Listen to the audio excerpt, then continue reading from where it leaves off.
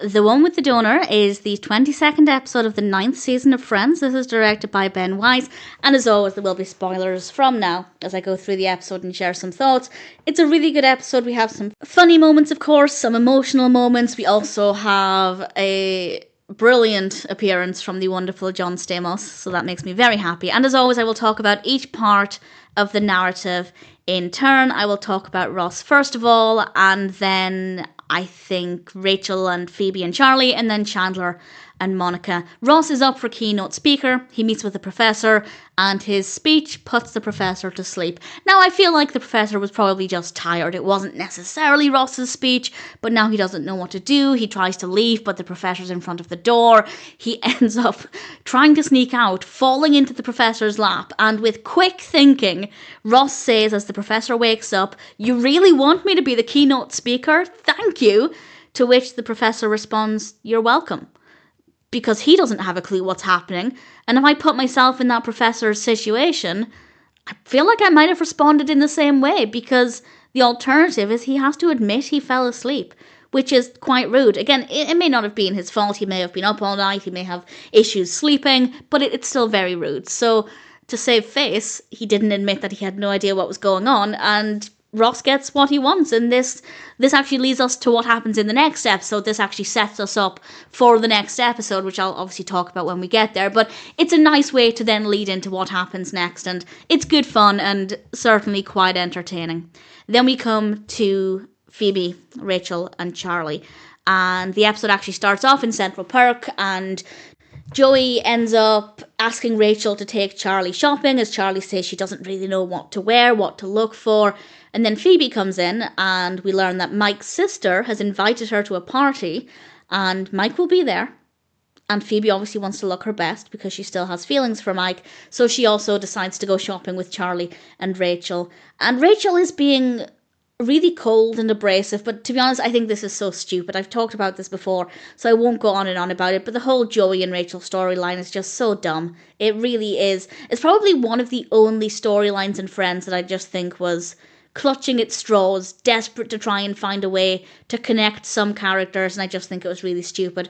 And the fact that she's being horrible to Charlie, not necessarily outright horrible, but she's not really being communicative, she's not being supportive, she's just being kind of selfish and stuck up her own butt.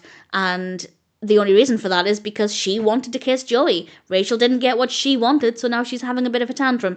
And the whole Joey and Rachel story is just stupid, so I don't care for it. But we do get some drama, because Rachel tells Phoebe in confidence that she is jealous of Charlie. I guess credit to Rachel for admitting it.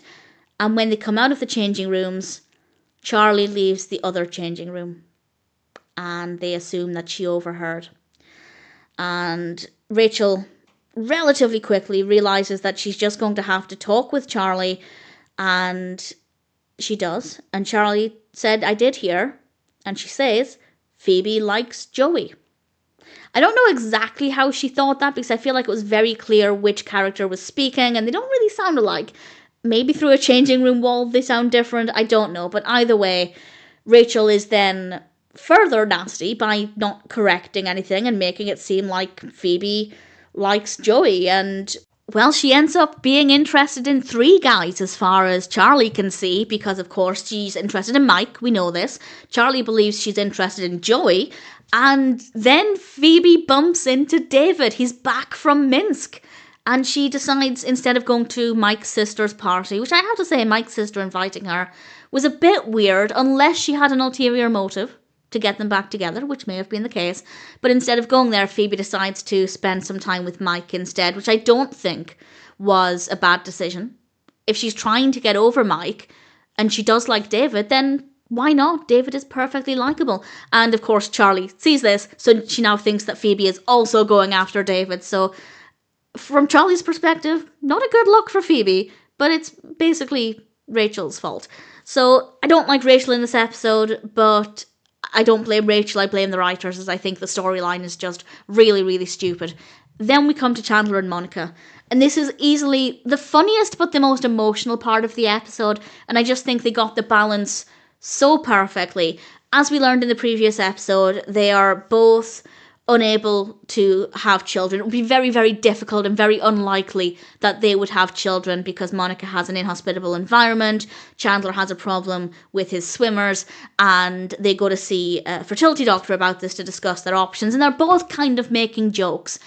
And obviously this is their way to deal with the situation and try and make it a little bit lighter without taking away from the seriousness. And I think that, again, I think they got a great balance here because it does make it more enjoyable for us as viewers. Whereas in the previous scene, in the previous episode, when we find out that this is what was happening, this was their reality, there was no humour, there was no comedy, it was raw, it was real, it was challenging to watch because it was so powerful. But now they can't continue that. It is a sitcom. It is meant to be relatively light. And I think they found the balance here just so perfectly.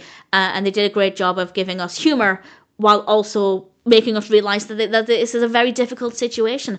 And what I also love is they get their options, surrogacy, adoption. And later on in Central Park, Chandler is there talking to the others and he's saying how Monica is feeling about this. And I have so much credit to Ross because he turns to Chandler and he says, how do you feel about all of this? And I love that so, so much. And it really helps to highlight the fact that often, understandably, if a woman who wants a child finds out she can't carry a child, it's incredibly emotional. But often I feel like if it's a heterosexual relationship, the father is often overlooked, or his emotions are often overlooked, even though he might also really want a child. And I really like the fact that it was highlighting there, through the kindness of Ross, that this is also difficult for Chandler, and I thought that was a really beautiful thing to include. And then they decide, okay, let's try surrogacy. So Chandler brings Zack home from work, and this is the wonderful John Stamos, and they are basically trying to see if he can be a suitable donor. And I'd say it takes a couple of minutes for us as a viewer to realise that Zack doesn't know that's why he's there. I don't know how that conversation would have come about.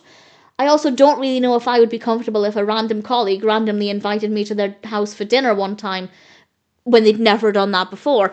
But we do learn quite quickly that he's not aware of the situation, and they start asking him so many awkward questions. And it's unfortunate because it was going well before that. He asked for a coaster. Monica was very happy.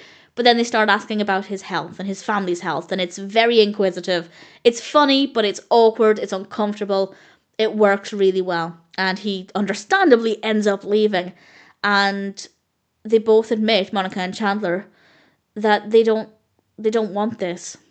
And Monica in particular said that if she wants to carry a child, she would want it to be Chandler's, and if it's not Chandler's, she doesn't want to do it, which I thought was really interesting.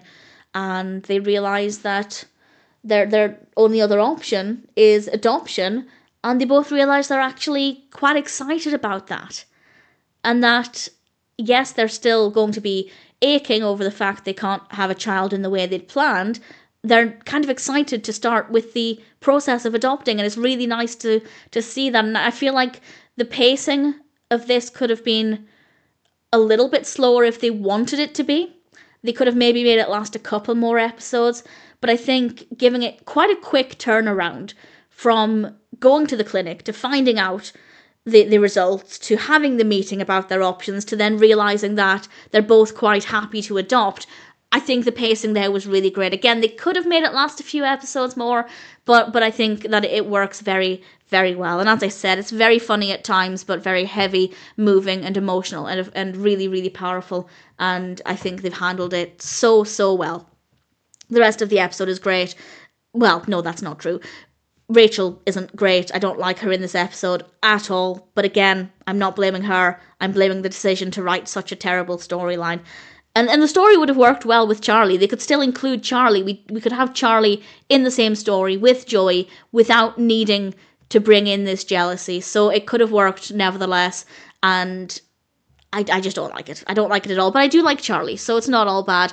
Ultimately, the one with the donor is a delightful, balanced, entertaining and moving episode of Friends.